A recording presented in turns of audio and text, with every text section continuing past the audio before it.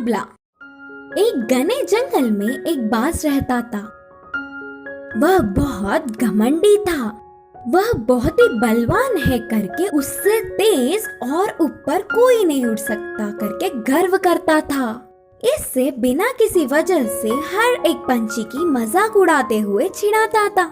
एक दिन बाज को कहीं कुछ भी सूझ नहीं रहा था, तो ऐसे ही खाली बैठकर उसे कोई तो मिलेगा ही करके इंतजार कर रहा था। तभी उस तरफ से उड़ता हुआ जा रहे पंछी को रोककर कहा, हाँ, थोड़ा बल भी नहीं है और ना ही सुंदर हो, शायद अभी उड़ना भी नहीं आता। देखो तो मेरे आंखों के सामने कोई कीड़े की कूदने की तरह लग रहा है। बोलकर चिल्लाने लगा। उन बातों से पंछी को बहुत गुस्सा आया और कहा, मुझे तुम्हारे जैसे आकाश में उड़ने की कोई जरूरत नहीं है। हर किसी के अपने अपने सामर्थ्य होते हैं। अच्छा, ऐसा है क्या? तो फिर मुझसे मुकाबला करके तुम्हारे सामर्थ्य से मुझे हराओ, देखेंगे। मुकाबले के लिए पंछी मान गए और तुरंत मुकाबला क्या है बताने को बाज ने कहा, इधर से हमारे उड़ने का मुकाबला शुरू होगा। उधर दूर के बड़े पेड़ को पार करके इधर वापस लौटने वाला ही जीतेगा। इसके लिए बाज भी मान गया। पहले से ही बाज चालबाज है करके उधर ही आसपास के सारे पक्षियाँ जज बनेंगे करके बोले।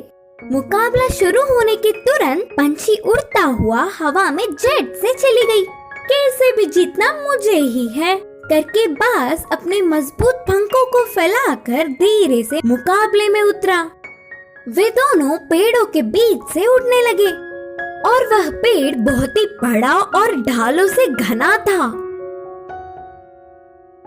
बाज बहुत तेज बिना कुछ सोचे उस पेड़ की तरफ गया। इससे उसके दोनों पंख दो ढालों के बीच फंस गए। वह ना ही आगे जा पा रहा था और ना ही पीछे।